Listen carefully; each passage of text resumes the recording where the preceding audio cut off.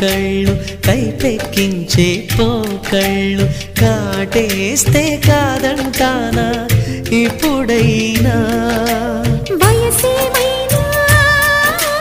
సొగసేమైనా మరపించే మనసేమైనా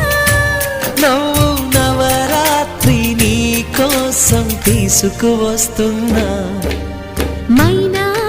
ఏమైనావే మన్మథ మాసం అయినా ఎంతైనా ఇది మెత్తని మోసం